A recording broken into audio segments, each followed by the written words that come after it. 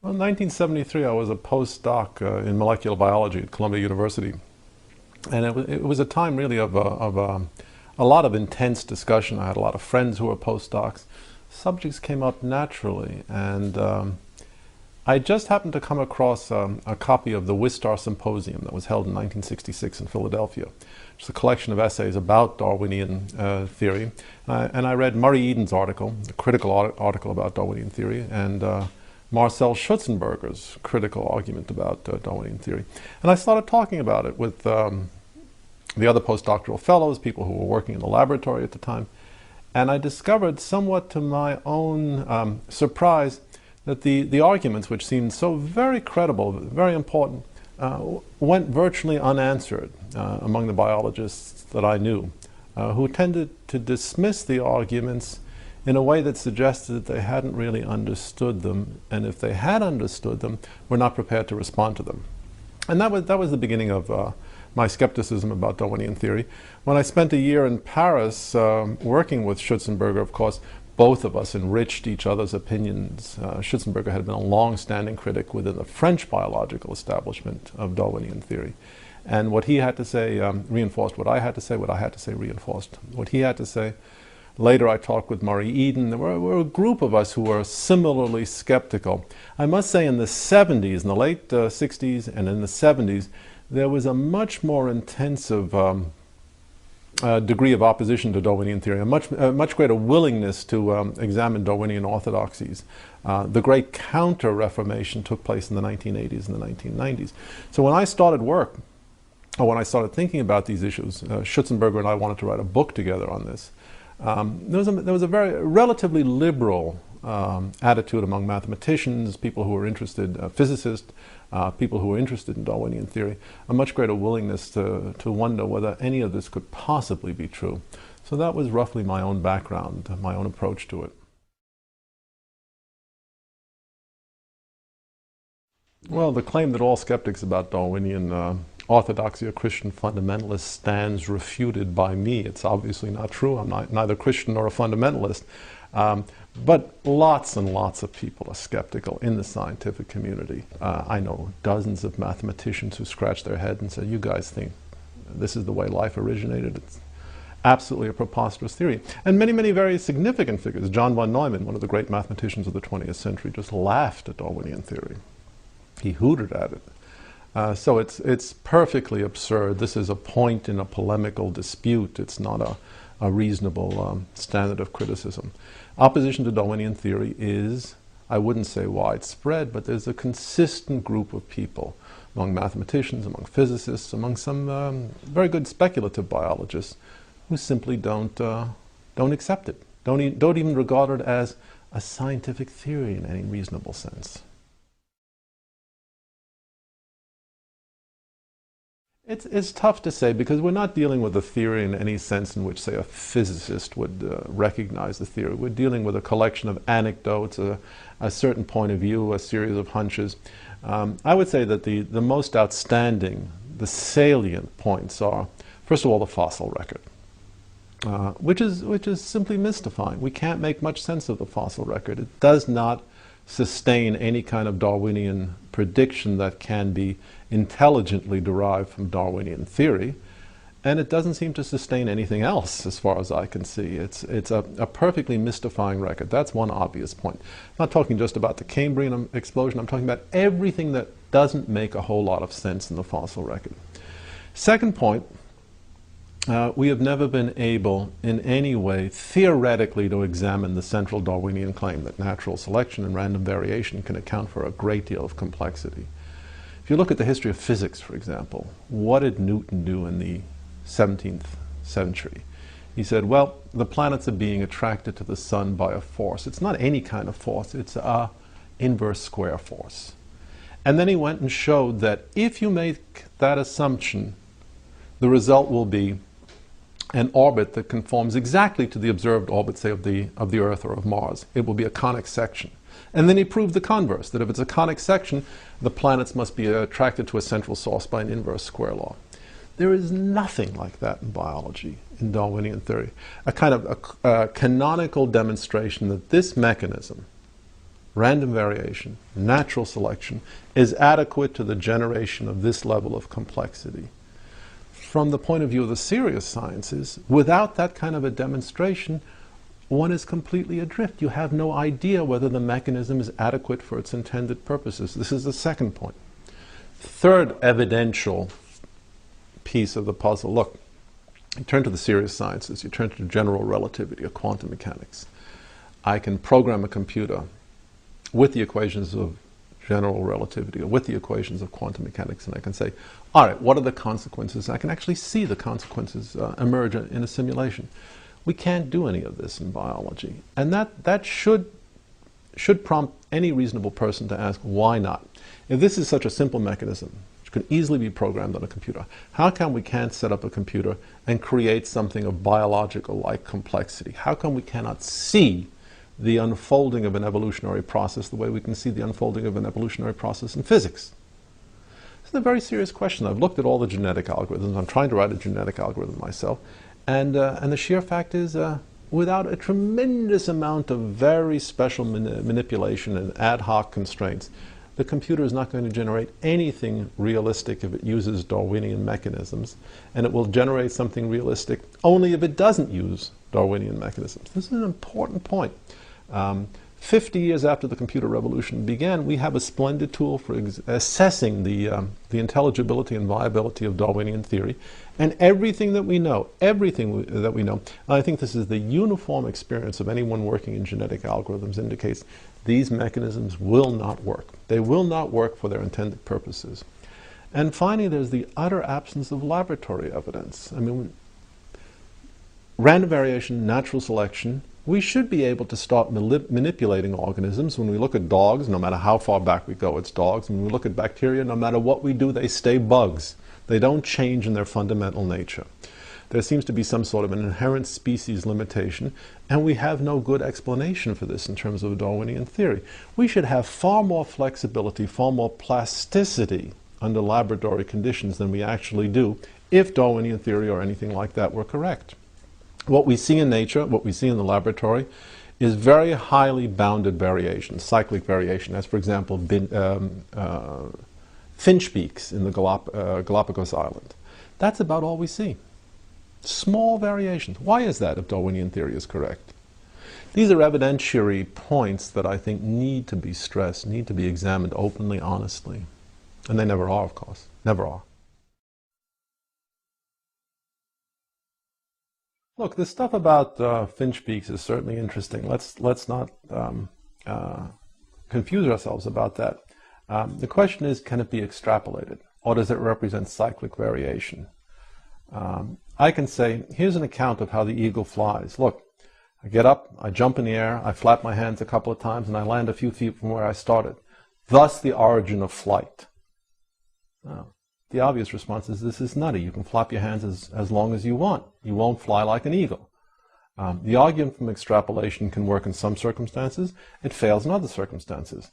Plainly, in the case of a human being who jumps 2 feet in the air and then lands 2 feet from where he started, the argument from extrapolation fails. What persuades you in the case of the Galapagos finch that what seem to be cyclic variations are the start, the commencement of a grand process of speciation? That's a step in the argument that has to be completed. It's not enough to say, well, it's more of the same. It's not more of the same self-evidently. It can easily be bounded variation of exactly the same sort as we see in any species experiment. Now, the contrary may be true. We may be seeing the development of entirely new species. The Galapagos finch starts off as a finch, and within 100 million years there'll be a Galapagos elephant. Could be. But we need a whole lot more by way of evidence than a couple of nutty journalists going down there looking at finch beaks and writing a Pulitzer Prize-winning book. A whole lot more if this is to be serious science. I mean, this doesn't even pass the threshold of anecdote. Finch beaks change in size. Yeah, they do. They change in shape too. It seems to be correlated with seasons. It seems to be a regress back toward the mean when the seasons change again. If this is the part of a spectacular evolutionary extrapolation, let's have additional reasons for thinking that. Otherwise, we're not even talking about a scientific hypothesis. The interesting argument about the whale which is a mammal after all. It belongs to the same group of organisms as a dog, a human being, a chimpanzee, or a tiger. The interesting argument about a whale is that if its origins were land-based originally, then we have some crude way of assessing quantitatively, not qualitatively, but quantitatively, the scope of the project of transformation. The project is very simple. Let's put it in vividly accessible terms. You've got a cow. You want to teach it how to live all of its life in the open ocean, still retaining its air-breathing characteristics. What do you have to do from an engineering point of view to change the cow into a whale? This is crude, but it gives you the essential idea.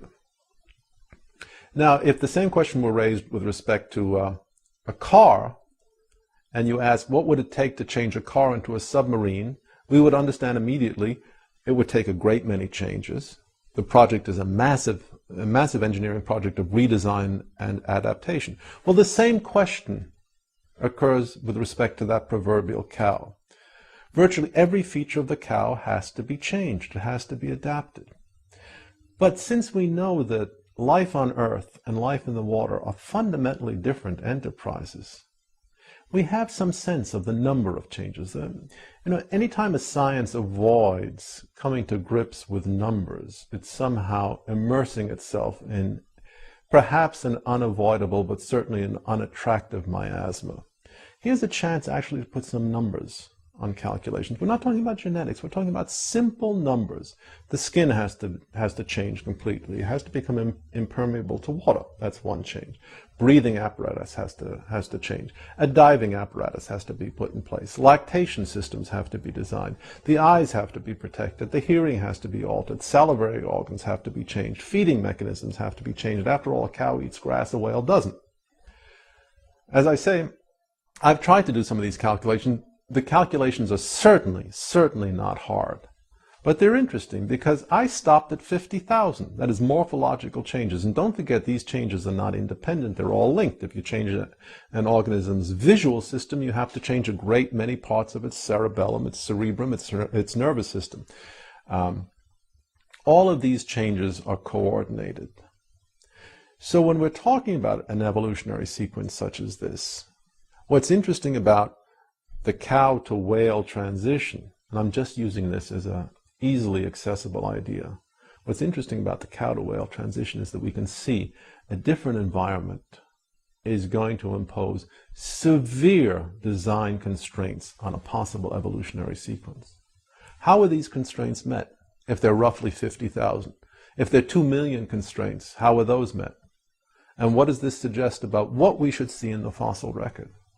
To my way of thinking, if Darwinian hypotheses are correct, it should suggest an enormous plethora of animals, intermediary between, say, Ambulocetus and the next step. That won't solve all problems. One wants to know what's directing this change, if anything. But at least it will put it in the ballpark of a quantitative estimate, which is hardly ever done. Questions about homology are really tricky because they tend to be exercises in circular definition. What do we mean by homological organs? Well, in the 19th century, in the early 20th century, geneticists and biologists struggled to put together a criteria for homology. They talk about similarity in embryological development, similarity in function, similarity in morphological form. That's reasonable, but a little vague, a little unclear. But what inference do you make from the fact that, say, the fin in a fish is structured in a way that's remarkably similar to the hand in a human or in a chimpanzee? If the fact that you see some morphological significance is taken as evidence for common descent, there's not much additional that you need to look for by way of evidence because the issue is definitional. If it's not taken as evidence for common descent, what do you need to complete the inference to common descent? There are plenty of examples of homological structures in biology which are obviously not based on on common descent. For example, take the Australian wolf, which, except for the reproductive system, features a wide variety of organ systems that are absolutely homological to the North American timber wolf. But there's no evidence that these homological structures arose because some wolf at some time in the past, or some proto-wolf, decided first to migrate to Australia and then to migrate to North America. The evolutionary lines are completely distinct, and yet we see a profound degree of homology. We see this throughout the animal kingdom. The whole issue of homology, commonality of form, is riddled with a great deal of philosophical uncertainty, because it's never clear what the evidence is for, and how one is to avoid completely circular reasoning. What is clear is that within family groupings, there are profound similarities in structure. We can say that. But whether they arise because of some constraints in the circumstances of life, or because there's a genuine explanation in terms of a common ancestor, we just don't know in many cases. The entire mammalian group of animals, for example, all of the mammals, have many, many properties in common. Why this should be, we don't know. For example, the pentapod nature of all extremities. Why is 5 preferred in the mammalian kingdom and not 7 or 13 or 52? It's an obviously interesting question. If we say that it is because the mammalian organisms were derived ultimately from fish, then we have a profound number of problems in that pectoral and pelvic girdles also obey the rule of 5. They also obey the rule of 5. Where did this constraint come from? It's not entirely clear. The idea that mutations are considered the engines of evolution has only one problem: there's no evidence to support it. As far as we know, and that's a considerable problem, not an overwhelming problem for a scientific theory. There are plenty of scientific theories that lasted a long time with absolutely no evidence. But the idea that mutations are the driving force encounters a fatal difficulties. Almost all mutations are deleterious. Almost all of them do the organism absolutely no good. In fact, we have a devilishly hard time finding any mutations that do the organism any good whatsoever. That's one problem. The second problem is that by now we should be attentive enough to look for contrived circumstances in which we can test this idea that mutations, by definition random, work as the engine of evolution. What we have are a variety of lifelike systems, books, for example, or computer codes. And what we know is that unless we do a lot of careful stage management, arbitrary events in either books or computer codes tend to screw the code of the book up irreparably. Now there's a large question here. If I take a copy of Windows 2000 XP and I start introducing random changes, within a very short while the code will crash. The whole system will be useless. Why exactly is this not happening in living systems? I don't want a lot of hand-waving in response. I want a precise quantitative answer. Living systems don't experience catastrophic failure under random mutations because. And if you know, tell me. I'll take your call day or night. Let's look at the thing this way. What does the Darwinian theory say? What is the Darwinian anecdote? There are arbitrary changes, meaning the changes are perfectly random. We have no idea when they will occur, and they're not linked to changes that have occurred. And after the changes have occurred, there's a deterministic process which culls out those changes that are valuable and saves those changes which are not, and extrudes those changes which are not. So the process is both one of sheer dumb luck, finding the right changes, and something that is not quite a matter of luck, that is quite deterministic, that is saving the valuable changes.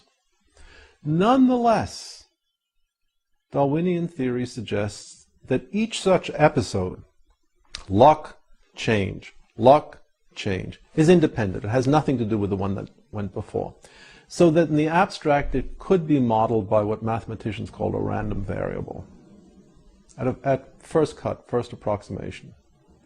When I talk about sheer dumb luck, I mean the amazing fact that these extraordinary, ineffably beautiful structures arise from what is at its heart a stochastic, that is to say, a random process. Now, no one is arguing, say, that if a tiger, a toothless tiger, develops a set of splendid dentures capable of biting its prey, it will improve its chances of survival. That seems obvious. It seems, in fact, so obvious that it's hard to imagine that a scientific theory is needed to explain it. The pigeonhole principle explains it. The pigeonhole principle tells you if you have 10 letters and only 9 mailboxes, one letter has to go. That seems to be at work in Darwinian theory as an underlying assumption as well. Hardly need 100 years of biology to tell us that. But the essential point is that the structure of the theory is arguably stochastic. Each event, each episode, each bright, bursting episode of change is independent of the one that went before and independent of the one that's going to come after. That's what I meant by sheer dumb luck. A hard time imagining that I myself am the product of sheer dumb luck. I like to think of all of evolution groaning its way toward the accomplishment of the noble and lovely thing that is me. But of course, as a critic of Darwinian theory, I don't hold with that. Of course, I find it difficult to imagine that any contemporary state of affairs is the result of essentially a random process. Not difficult for theological, not difficult for religious, not difficult for any reasons of the sacred, but difficult because we have an enormous amount of experience with the underlying kind of processes in mathematics and statistics, and we never see anything like that. I imagine that Juan Luis Borges, the famous writer, was offering an account of the origins of every contemporary novel. And as is wont, he argued that all novels are really one novel, that is Don Quixote, and that all novels were derived from the Quixote by random copying changes in an obscure group of Cistercian French monks. When I wrote that, I wanted to poke fun at Darwinian theory, but the more I thought about it, the more it seemed perfectly reasonable that that should be the account of the origins of the novel. You began with Don Quixote in the 15th century, 16th century. You had groups of monks who didn't speak any Spanish, didn't speak any French, copying it, as medieval monks copied the Bible. And they introduced copying errors. And sure enough, after a certain amount of time, Don Quixote changed to War and Peace. Different language, different notation, different elements, but essentially a process of copying errors. If we find that preposterous, and I certainly do, little shiver should go up our backs when we think of the analogous claim being made in the context of biology. The idea that science is a uniquely self-critical institution is, of course, preposterous. Scientists are no more self-critical than anyone else. They hate to be criticized, and they never criticize themselves. Given the enormously long span of human history, this is a prediction that one would expect to be true, and it is true. There are local mechanisms of criticism in science. I mean, within established theories, if somebody publishes data that don't work out in the right way, or if there are mathematical flaws in a certain theory, these tend to get known. But large global criticisms of the scientific enterprise are very, very difficult to find, and certainly are not being promulgated by the scientists themselves with any great ebullience or enthusiasm. Look, these people are only human. They hate criticism. Me too. Me too. It's not a surprise. The idea that scientists are absolutely eager to be beaten up, that's one of the myths put out by the scientists, and it works splendidly so that they can avoid criticism. If somebody's got a lot of money at stake, a lot of research money, the words, I don't have a clue, are guaranteed to end his or her funding. If someone is relatively free to say exactly what they feel like saying, yeah, there are people who say, we really don't know. We're really in the dark about this. So a lot of it depends on the institutional constraints of science itself. We're asking for standards of behavior that it would be wonderful to expect, but that no serious man actually does expect. 100 years of fraudulent drawings suggesting embryological affinities that don't exist. That's just what I would expect if biologists were struggling to maintain a position of power in a secular democratic society. Let's be reasonable. We're all sophisticated men and women here. I mean, the popular myth of science is a uniquely self-critical institution, and scientists as men who would rather be consumed at the stake rather than fudge their data. I mean, that's okay for a PBS special, But that's not the real world. That's not what's taking place. I mean, people fudge the data whenever they can get away with it. And they will commit themselves to fraudulent drawing just so long as they're convinced that no one's looking over their shoulder. And it's unrealistic, unsophisticated, and unwise to expect people to do anything other than that. Think of your last traffic ticket. Yeah, you bet, officer. I was doing 98 miles per hour in a 30-mile-an-hour school zone. When was the last time you told the cop that? And yet we expect the biologist to say exactly the same thing about drawings which have been his stock in trade for the last 100 years. The much more relevant question is how is it that we live in a society where the point of view, the splendidly cynical point of view I'm adumbrating right now is not common wisdom, and we don't look more closely at what these people say? One of the reasons that people embrace Darwinian orthodoxy with such an unholy zealousness is just that it gives them access to power. It's as simple as that. Power over education, power over political decisions, power over funding, and power over the media. No one in a society which is openly contemptuous of religious expression in any form wants to be identified with the side at which the intellectuals and the leaders of taste and opinion are going to snicker. This again is human nature. We would not expect a philosopher to be boisterous in his denunciation of Darwinian theory if it could cause people at the faculty club to whisper about him. And that's exactly what we find. Tremendous amount of pressure in this society or any other to conform to socially accepted beliefs, strategies of evidence appraisal and the like. Well, the idea that the scientific enterprise is governed by a majority of opinion, it's not entirely a foolish idea. I mean, we can't get rid of it completely and say that the truth is so unassailable that it can be discovered by one individual, inevitably running against the tide of every other individual. There has to be some consensus on some points of view of science.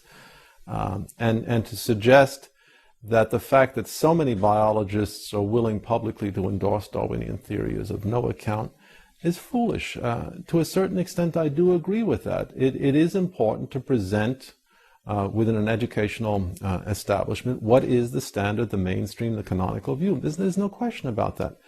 But at the same time, for heaven's sake, let's open up the discussion a little bit and present some countervailing views, at least to the extent of appraising Darwinian theory in the context that realistically portrays it for what it is, a kind of amusing 19th century collection of anecdotes that is utterly unlike anything we see in the serious sciences.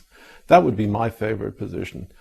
Yeah, biologists do agree that this is the correct theory for the origin and diversification of life, but here are some points you should consider as well. 1, the theory doesn't have any substance. 2, it's preposterous. 3, it's not supported by the evidence. And 4, the fact that the biologists are uniformly in agreement about this issue could as well be explained by some solid Marxist interpretation of their economic interests. That would satisfy me. It's not asking for much, is it?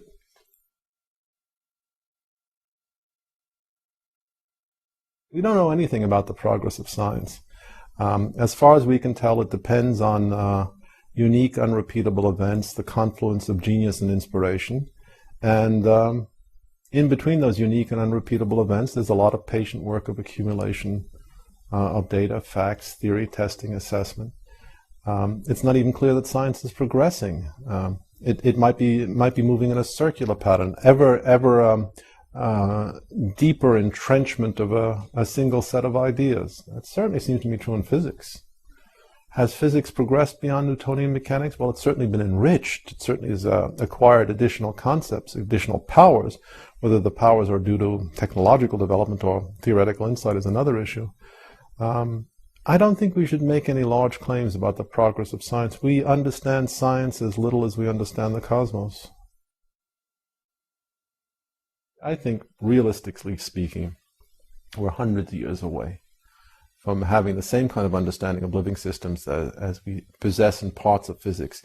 And what we understand of physics deals with a very, very small range of experiences in the material world. That shouldn't be forgotten. And also, I turn on the faucet. I don't have a series of equations that can describe turbulent water flow.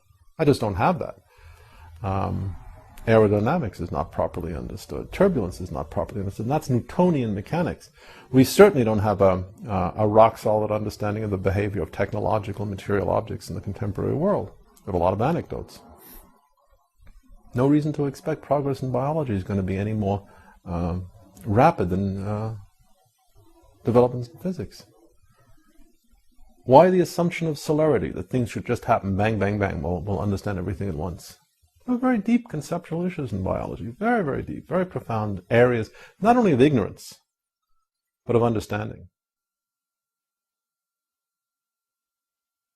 This is a country with all too much civility. It really is, especially on important issues. But look how much we've lost in this country. I would encourage you to this. Go back to the 1920s, 1930s. Pick up anything that H.L. Mencken has written, for example. Robert Ingersoll, H.L. Mencken, handful of critics, and ask yourself, could one write this way today about important issues? And we've lost something in this country because we've become afraid of controversy, afraid of polemics. That's not a healthy thing. It's invigorating. The question whether name-calling is evidence of an imaginative paucity is hardly a fair question to put to me. I mean, because I revel in the name-calling, and when I don't have an argument, I tend to abuse my opponents just as easily as they tend to abuse me. Again, I don't think too much should be made of that. There is a pattern. It's not a scientific pattern, it's a pattern in human affairs. When people haven't been criticized in a long time, they react with a great deal of indignation when they're criticized for the first time. It's human nature. Put yourself in the position of a Daniel Dennett or a Richard Dawkins, who are used to being the regnant priests of a powerful orthodoxy, and for the first time in their lives, someone says, hey, you guys are simply not credible. Of course they're going to react with outrage and indignation, hurl imprecations at others, resort to objurgations. That's only normal. If I remark that Daniel Dennett had his last idea in 1936 and it was under prenatal influences, what's wrong with that? It just sharpens the debate. It puts a lot of emotional emphasis on the debate, and it forces people to come up with something better. That's the real point of name-calling. It forces people to come up with something better. There are other factors at work. Decline in standards of vituperation. America used to be a country rich in insults. It really did. And we lose something in literary or intellectual culture when that's no longer accessible. You get a guy like Daniel Dennett, whose greatest intellectual achievement was growing that stupid beard of his, masquerading as a scientific expert on Darwinian theory, staring at the camera, and no one is dousing him with a bucket of water. It's incredible to me. Richard Dawkins is accepted as a great intellect, and a fine prose stylist too. The guy writes, his prose resembles a string of sponges strung together on a wash line. Should be said. Should be said. This isn't a question of hatred. It's the question of the effective expression of indignation. There's no reason a democratic society has to be afraid of that. Go after the guys. We've become very defensive, very timid. I mean, look, the fact that we have to justify an attack on Darwinian theory is a very sad commentary on the health of American society. It shouldn't require a justification. It shouldn't. And yet it does. I mean, a very timorous aspect to American society right now. It's gone to the black community, and that's a wonderful thing. But no community in America has mastery of the contemporary language of invective, insult, argot as the black community does. Trouble is, not enough of the guys in the black community are devoting their talents to attacking Darwinian theory or quantum mechanics. That's the trouble. Get these rappers off MTV, put them to work, focused direction on Darwin.